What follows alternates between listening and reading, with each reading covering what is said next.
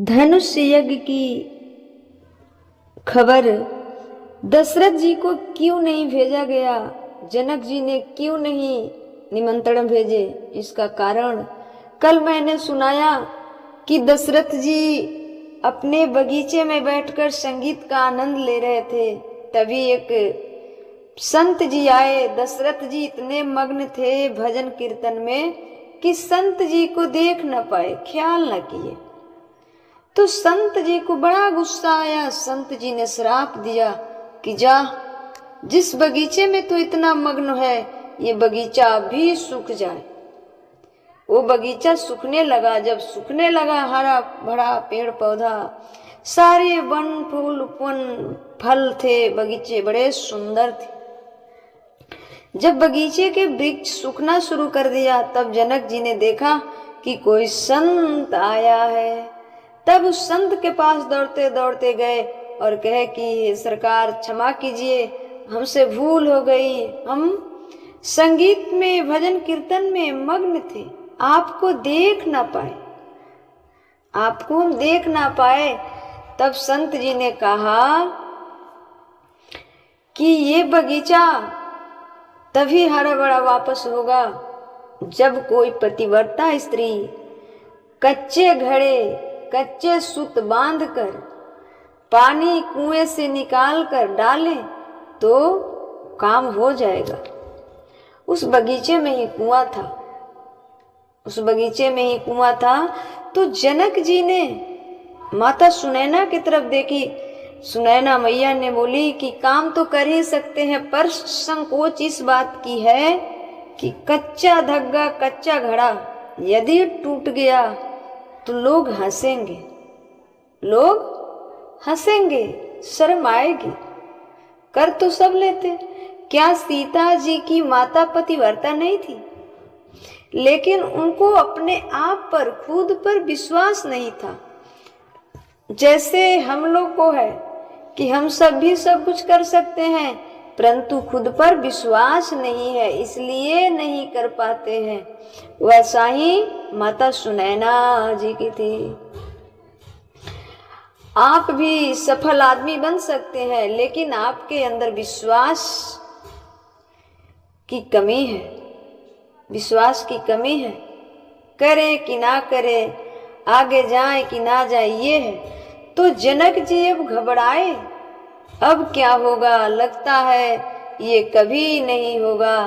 तब जनक जी ने अयोध्या के एक पत्र लिखा दशरथ जी के लिए कि हमने सुना है आपकी पत्नी कौशल्या माँ बड़ी पतिव्रता है, हमारे यहाँ एक बगीचा सूखा, यदि वो आए कच्चे सूत की रस्सी बनाकर, कच्चे घड़े, कच्चे सूत बांध कर पानी निकाल कर डालें तो काम हो जाएगा। कच्चे सूत मतलब जो रुई होता है ना, रुई, और कच्चा घड़ा जो मतलब मिट्टी का बना होता है, आग में बिना पकाए हुए। हम सब जो घड़ा लेते हैं वो पका हुआ घड़ा होता है, वो लाल होता है। लेकिन कच्चा घड़ा वो होता है जो मिट्टी का बना हो। वो तो पानी में जब भिगोगे तो गल जाएगा, लेकिन पतिव्रता जो होगी, जिसके पास सत्य होगा, वो तो हो जाएगा। परंतु माता सुनैना को खुद पर विश्वास नहीं था। जब ये पत्र दशरथ जी ने पाया तो दशरथ जी ने कौशल्या माँ को दिया और कहा जरा तैयार हो जाओ, चलेंगे। क्योंकि कौशल्या मैया से बड़ी पतिव्रता उस युग में कोई न थी। कौशल्या माँ से बड़ी उस युग में पतिव्रता कोई न थी। कौशल्या माँ ने अपना सूटकेस पैक किया, कौशल्या माँ ने अपना सूटकेस पैक किया। तो जो दासी उनके कमरे में झाड़ू लगाने वाली थी, कौशल्या माँ की दासी जो झाड़ू लगाती थी कमरे में, तो आज उन्होंने पूछ लिया, माँ कहाँ जा रही हो, माँ कहाँ जा रही हो? कौशल्या जी बोली नहीं बेटा, वो आज जनक जी के यहाँ बगीचा सूख गया है। कह रहे हैं आके जरा पानी डाल दो तो हरा हो जाएगा। एक पतिव्रता नारी उनको मिल नहीं रही है। एक पतिव्रता नारी उनको मिल नहीं रही है तो दासी बोली, इतना काम करने के लिए क्यों जा रही हैं आप? इतना छोटा सा काम करने के लिए आप क्यों जा रही हैं? हम ही डालकर आ जाती, हम ही डालकर आ जाती हूँ। तो माँ कौशल्या के कमरे में झाड़ू लगाने वाली दासी, माँ कौशल्या के कमरे में झाड़ू लगाने वाली दासी बोली, आपके जाने की जरूरत नहीं है। इतनी सी छोटी काम के लिए आप क्यों जाएंगी? मैं जाती हूँ, मैं जाती हूँ, तू कर लेगी? हाँ मैं कर लूंगी।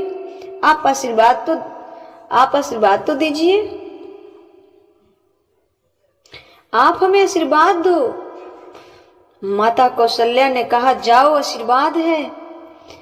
अब सोचिए कि जनक जी ने बुलावा किसको भेजे?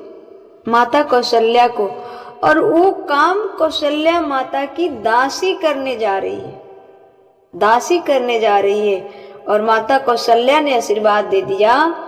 जो रथ माँ कौशल्या के लिए तैयार हुआ था, जो रथ माँ कौशल्या के लिए तैयार हुआ था, उसमें नौकरानी बैठकर गई। उसमें कौन गया?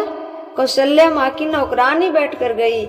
अब दशरथ जी ने कुछ सेना भी भेज दिए, दशरथ जी ने कुछ सेना भी भेज दी है सुरक्षा के लिए। अब जनक जी को लगा कि कौशल्या जी आ रही हैं। जब जनकपुर में गई, मिथिला नगरी में गई, तो जनक जी को लगा कि कौशल्या जी आ रही है। वो बड़ी खुश, बड़ी खूब खुश थे। तैयारी, ढोल नगारे बज रहे हैं। और जब रथ पे बैठी नौकरानी को जनक जी प्रणाम किया। जनक जी तो माता कौशल्या को देखे नहीं थे। आज के जैसा मोबाइल का तो जमाना था नहीं कि वीडियो कॉल इत्यादि हो। तो जनक जी तो कौशल्या माँ को देखे नहीं थे। और माता कौशल्या की जो नौकरानी थी वो भी बड़ी सुंदर थी। जनक जी पहचान नहीं पाए कि ये नौकरानी है या माता कौशल्या है। तो नौकरानी को ही जनक जी प्रणाम किया। जय हो माँ कौशल्या मैया, बड़ी सुंदर थी। और अरे कौशल्या मैया की ही तो दासी है, कौशल्या माँ ही की तो दासी है, सुंदर तो होगी ही, कोई समान थोड़ी होगी वो, कोई समान थोड़ी होगी वो, उनकी दासी भी समान थोड़ी होगी। जनक जी ने प्रणाम किया तो दासी ने कहा, महाराज हमें प्रणाम ना करो। दासी ने कहा, महाराज हमें प्रणाम ना करो। क्यों? आप तो कौशल्या मैया है। नहीं, हम कौशल्या मैया की दासी हैं। झाड़ू लगा रही थी, कपड़े भी नहीं बदले, वैसे ही आ गई है। जनक जी ने कहा, आप कर लोगी? हाँ चलो बताओ कहाँ तुम्हारा बगीचा है। गई, वो सुत उत्परा था। जनक जी ने सब इकट्ठा कर रखा था, कच्चा घड़ा, कच्चा सूत। उसने कहा, ये भगवान, यदि मैं सच्ची पतिव्रता हूँ और अयोध्या की हूँ, कौशल्या माँ की दासी हूँ, तो ये सूत ना टूटे। वो सूत की जो गांठ बांधी, रस्सी बनाई, वो घड़े में बांध कर डाला। सब लोग खड़े थे, देख रहे थे कि ये कितनी पतिव्रता है। लोग तो इंतजार करते हैं ना हंसने की। सारे लोग खड़े थे, बिल्कुल कब टूटे, कब हम ही करे, कब टूटे कब हम हंसे। कुछ लोग तो मजे लेने बैठे होते हैं। और दासी बड़े विश्वास, देखिए दासी का बड़े विश्वास के साथ किया बड़े विश्वास के साथ किया। विश्वास क्या होता है सुनिएगा और समझिएगा। बड़े विश्वास के साथ किया, मैं कर लूंगी। डाला घाड़ा कुएं में, पानी भरकर खींचा, कहे काहे को टूटे घाड़ा। काहे को घाड़ा टूटे, क्योंकि एक तो यशोदा मैया की कौशल्या मैया की आशीर्वाद थी, और जो दासी थी वो भी पतिव्रता थी। तो काहे को टूटे घाड़ा, पतिव्रता है, कोई ऐसी ऐरी गैरी थोड़ी है। पहले की दासियां भी पतिव्रता हुआ करती थी, और की तो छोड़ो, मेघनाथ राक्षस था। मेघनाथ राक्षस था, राक्षस की पत्नी भी पतिव्रता थी। रावण कौन सा अच्छा आदमी था, उनकी पत्नी कितनी बड़ी पतिव्रता थी, मंदोदरी, है ना। और मेघनाथ की पत्नी कितनी पतिव्रता थी, क्या नाम था मेघनाथ की पत्नी का नाम बताओ, शिलोचना। मरे हुए पति का सिर लेकर चिता में जाकर बैठ कर मर गई। मरे हुए पति को हंसाया था। और ऐसे बड़ी पतिव्रता, ऐसी नारियां पहले राक्षसों की हुआ करती थी, फिर ये तो कौशल्या मैया की दासी है। ये तो कौशल्या मैया की दासी है। उन्होंने पानी निकाला और पूरे बगीचे में छिड़काव किया। देखते ही देखते पूरा बगीचा हरा भरा हो गया।